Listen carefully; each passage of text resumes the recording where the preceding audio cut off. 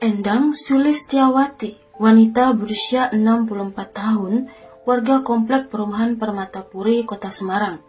Kamis pagi, sekitaran pukul 8:30, dibuat kaget saat ia mendengar jeritan dari rumah tetangganya Meta. Sebelumnya, ia sempat melihat ada pria masuk ke dalam rumah. Endang pun langsung lari ke rumah Meta. Pintu rumah Meta diketok-ketok Endang. Namun, tak ada yang membukakan pintu. Padahal Endang mendengar jelas ada suara orang di dalam. Sementara itu, Andre, mahasiswa yang ngekos di rumah kontrakan sebelah Meta, juga mendengar teriakan. Saat keluar, ia bertemu dengan Endang. Endang memberitahukan Andre jika ada pria masuk rumah Meta. Bersama Andre, Endang lantas masuk ke dalam rumah Meta. Saat di dalam rumah, mereka melihat anak Meta, Ronako, yang masih berusia 4 tahun sedang bersama seorang pria sambil menangis histeris dan ketakutan. Pria itu tak mereka kenal. Saat ditanyai, pria berperawakan kecil sekitaran 165 cm yang saat itu menggunakan baju berwarna biru mengaku orang dekat Meta. Ia juga mengaku pernah menjadi pengasuh anak Meta. Karena sungkan, Andre lantas keluar. Tak lama Andre keluar, pria itu langsung pergi dengan sepeda motornya. Endang lantas menyuruh Andre untuk menangkap pria yang tadi. Namun pria itu sudah pergi menaiki motor Superfit dengan helm hitam. Kemudian Endang menyuruh Andre masuk lagi ke rumah, lantaran di lantai ada darah. Saat mengecek salah satu kamar, mereka melihat Mita sudah tergeletak. Perut Mita mengeluarkan banyak darah. Lantaran banyaknya darah yang keluar, Mita pun kritis. Hingga Meta pun akhirnya meninggal. Sebenarnya pagi itu apa yang terjadi pada Meta dan siapakah pria asing itu? Berikut cerita lengkapnya.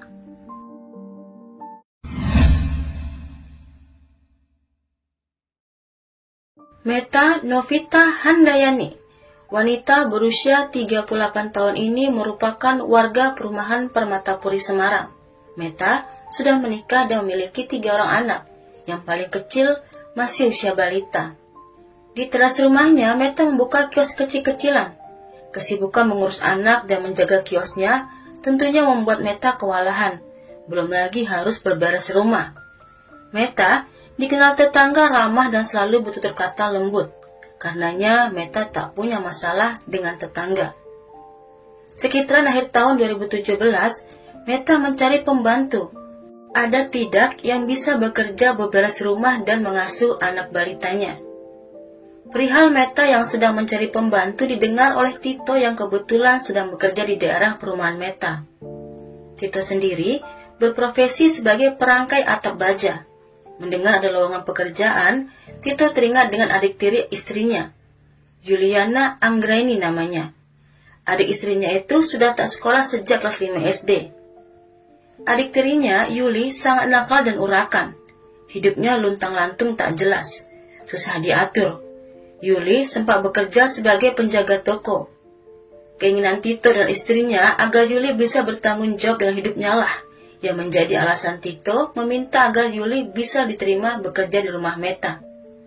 Meta, yang memang membutuhkan pembantu, menerima Yuli bekerja di rumahnya.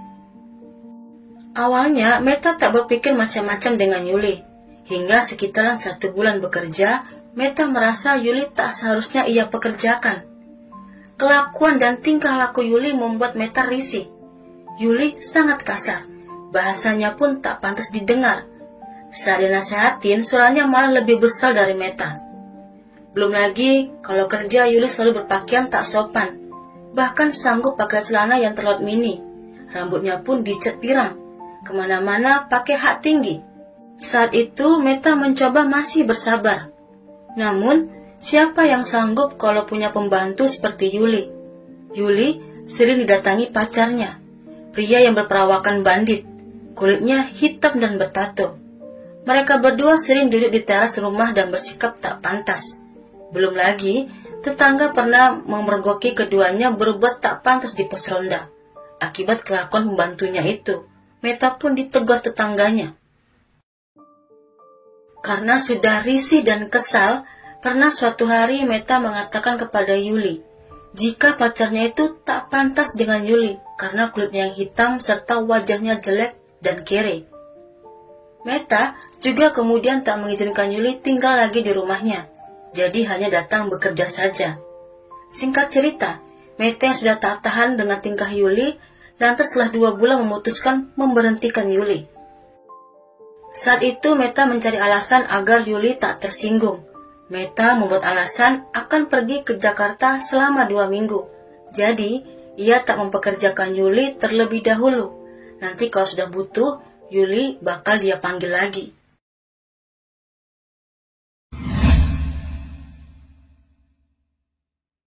Kamis pagi tanggal 1 Maret 2018, hari itu Meta hanya tinggal berdua di rumah dengan anak balitanya, Ronako yang berusia 4 tahun.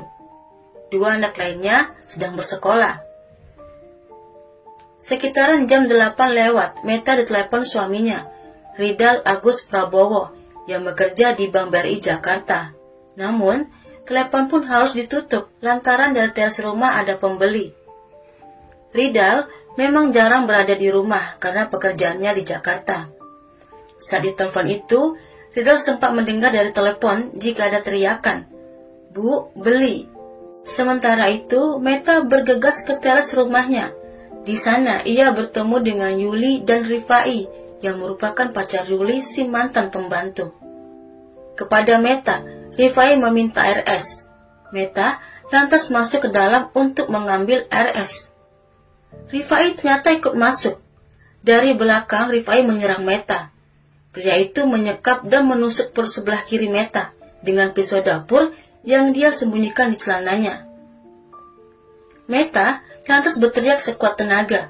Rifai lantas kembali menusuk Meta sebanyak 4 kali. Meta yang kritis lantas diseret ke kamar.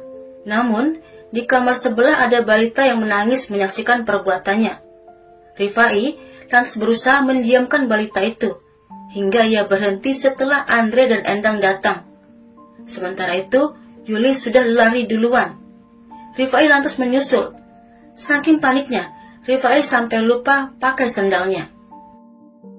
Di daerah Mangkang, Yuli bertemu lagi dengan Rifai. Di sana, mereka bertengkar, hingga menarik perhatian warga. Ada salah satu warga sempat memotret Rifai di atas motornya.